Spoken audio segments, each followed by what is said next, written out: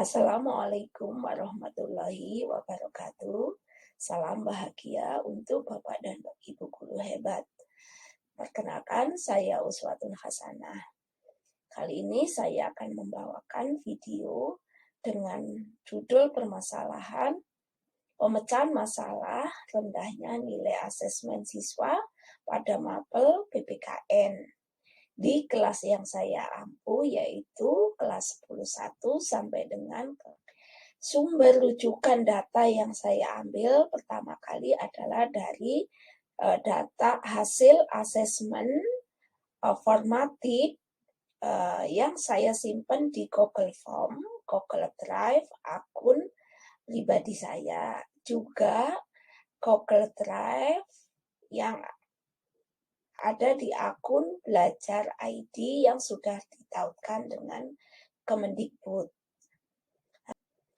Dalam asesmen tersebut, anak kami, siswa kami mengalami nilai yang kecil di elemen Pancasila.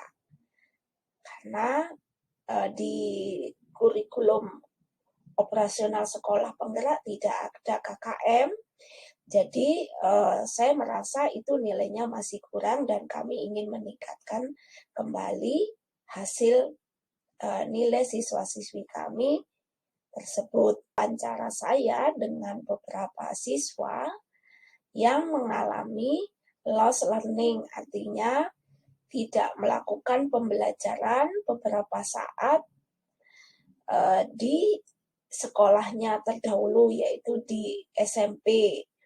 Kemudian penggunaan pembelajaran daring dengan Google Meeting dan Classroom yang baru dikenal oleh anak-anak yang baru masuk ke sekolah kami, karena sebelumnya mereka tidak menggunakan. Wawancara saya dengan beberapa siswa yang mengalami lost learning, artinya tidak melakukan pembelajaran beberapa saat di sekolahnya terdahulu, yaitu di SMP.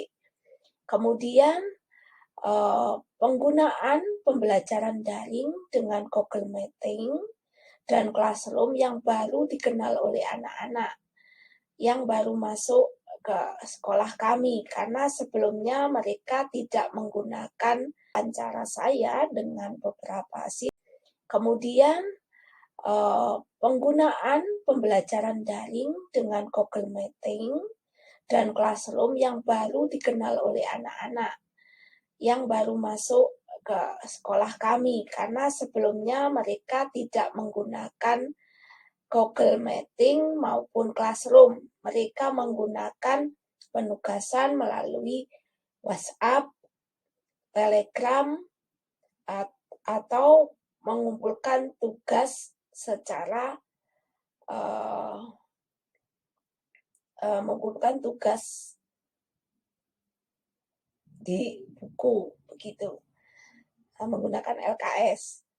Kemudian trauma pandemi yang membuat sikap takut dan saling curiga siswa menerima sesuatu yang baru, karena kita menggunakan kurikulum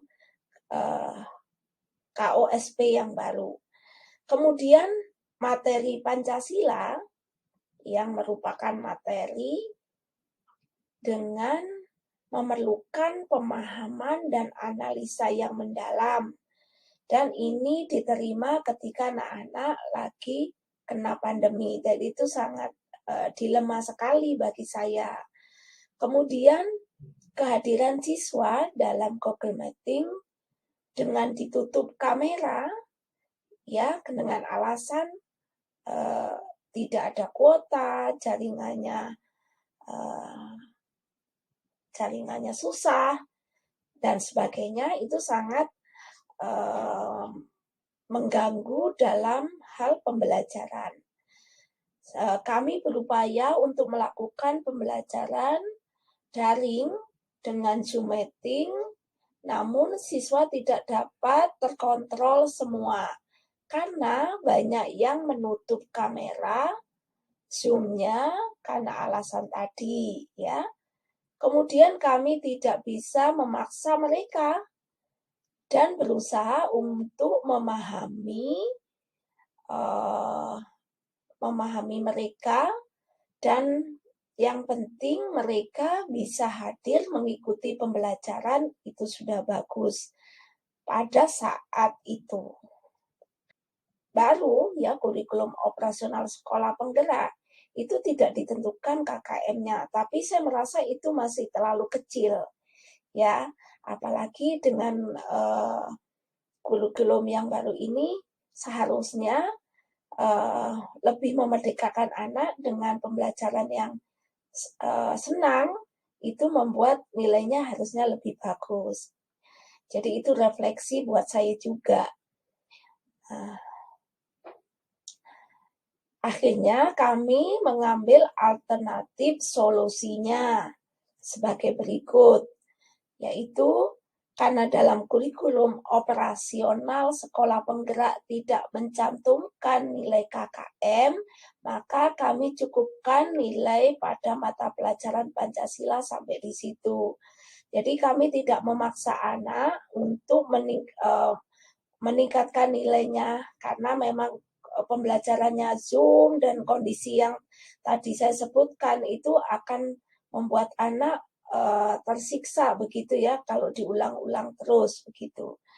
Kemudian kami berusaha memperbaiki keadaan di materi elemen Bhinneka Tunggal Ika, karena saya merasa bahwa kondisi pandemi yang sudah mulai membaik, kemudian dengan PTM 50%, dengan sistem pembelajaran blended learning ya, yaitu daring dan luring,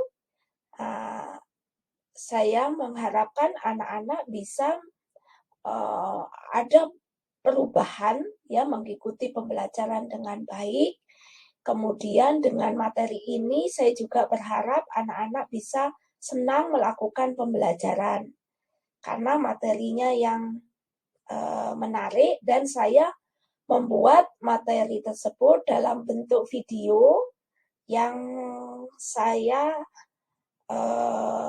buat secara kreatif ya, dengan menggabungkan video-video kolaborasi budaya yang ada di Indonesia yang berkaitan dengan materi tersebut, sehingga anak-anak merasa menarik, kemudian merasa senang dan merasa keberadaannya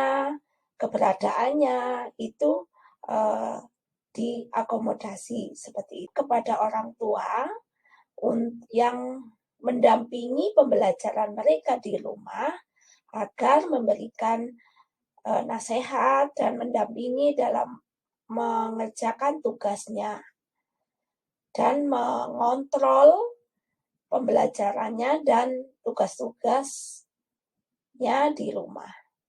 Kemudian saya juga memanggil beberapa orang tua siswa yang memang benar-benar tidak mengikuti pembelajaran, yang benar-benar nilainya sangat kecil, dan ketika melakukan pembelajaran ada masalah dengan keluar masuk ruangan ketika Zoom dan sebagainya. Kemudian saya juga melakukan refleksi untuk memperbaiki model pembelajaran saya. Ya, jadi saya sudah mengikuti pelatihan IKM, jadi sedikit banyak saya harus banyak refleksi terhadap permasalahan kecilnya nilai anak-anak. Tidak semata-mata saya menyalahkan keadaan pandemi waktu itu, tapi juga saya harus introspeksi apakah pembelajaran saya sudah memenuhi kebutuhan anak-anak dan membuat merasa mereka nyaman dan senang di kelas.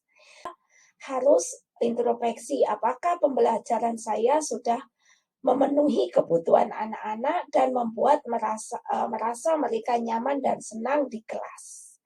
Jadi kemudian saya memperbaiki model pembelajaran saya sesuai dengan arahan yang disampaikan oleh Bapak Ki Hajar Dewantara bahwa pembelajaran itu harus memenuhi kebutuhan anak-anak, yaitu kebutuhan kebahagiaan lahir dan batin. Kemudian video-video pembelajaran saya yang interaktif, efektif, dan sangat mudah untuk dipelajari oleh anak-anak tanpa harus membaca yang panjang-panjang, karena saya membuat inti dari setiap pembelajaran yang ada di buku paket ke dalam video saya dengan atraktif, dengan gambar-gambar dan video yang menarik. Saya muat di dalam channel TV Guru BM1 dan channel akun Belajar ID dengan nama Uswatun Hasanah. Dan alhamdulillah orang tua memahami sekali perubahan kurikulum, yaitu kurikulum operasional sekolah penggerak ini, karena sebelumnya juga sudah diberikan pengarahan oleh kepala sekolah. Jadi kami bekerja sama dengan orang tua untuk memberikan penyadaran kepada anak-anak bahwa pentingnya melakukan perubahan pembelajaran atau meninggalkan paradigma lama ke dalam paradigma baru. Alhamdulillah ya, dari hasil tadi pemaparan terjadi hasil pemecahan masalahnya adalah pada umumnya ya siswa kurang memiliki kuota pembelajaran dan perangkat HP yang masih sangat rendah resolusinya ya, atau memorinya yang masih sedikit sehingga tidak bisa menampung aplikasi Classroom dan Zoom Meeting, sehingga mereka sulit untuk mengerjakan tugas karena Classroom-nya tidak bisa dibuka di HP-nya.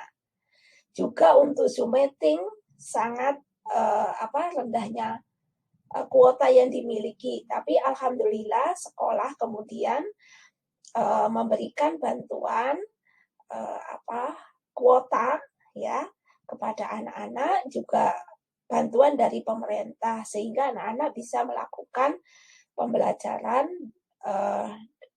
dengan kuota yang bantuan tadi. Kemudian di masa pandemi pembelajaran COVID ini, siswa juga lebih banyak beraktivitas di luar rumah, ya menyalurkan hobinya macam-macam, sehingga mereka lebih banyak beraktivitas di luar rumah daripada belajarnya. Kemudian juga pembelajaran online ini dirasa anak tidak cocok bagi mereka, karena mereka tidak bisa bertanya kepada teman, juga kepada guru ketika mereka mengalami kesulitan. Akhirnya mereka bisa lebih belajar bekerjasama, ya, belajar mandiri, belajar kreativitas dan melakukan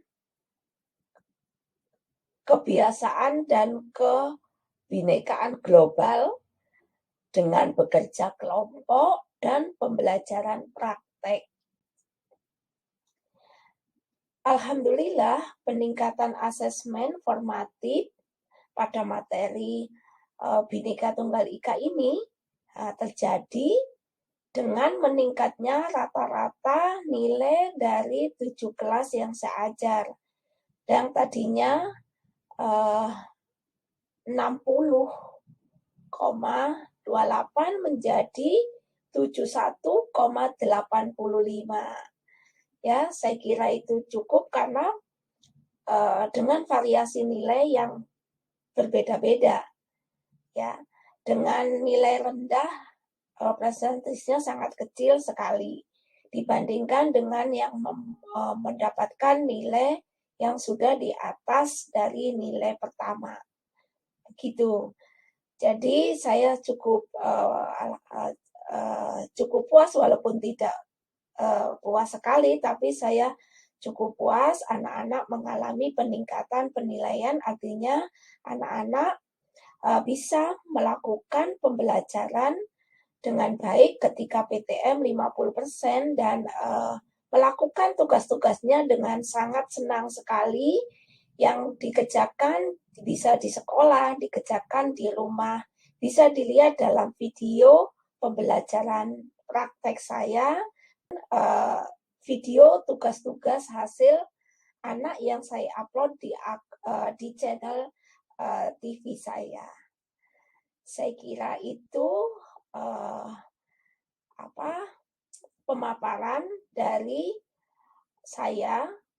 Ya, peningkatan nilai dari anak-anak itu juga bisa dilihat dari data yang sudah saya tampilkan di Google Form yang saya simpan di Google Drive akun Belajar ID yang tertaut dengan Kemendikbud.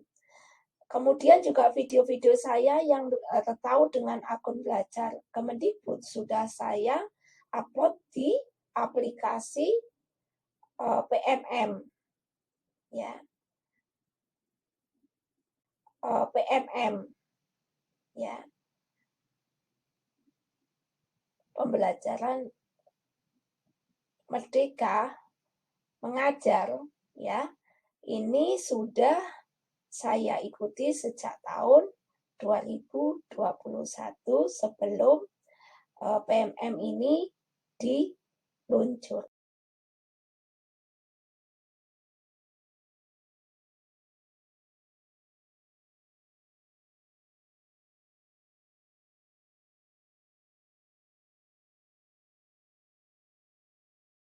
Sekian dari pemaparan masalah pemecahan masalah rendahnya nilai asesmen siswa pada mapel PPKN di SMA Negeri 1 Babakan Madang. Kurang lebihnya saya mohon maaf dan saya berterima kasih atas semua pihak yang telah membantu selesainya video saya. Terima kasih. Wallahu muwaffiq ila aqwamit thoriq. Wassalamualaikum warahmatullahi wabarakatuh. Salam bahagia untuk Bapak dan Ibu guru hebat. Sekian dari pemaparan masalah pemecahan masalah rendahnya nilai asesmen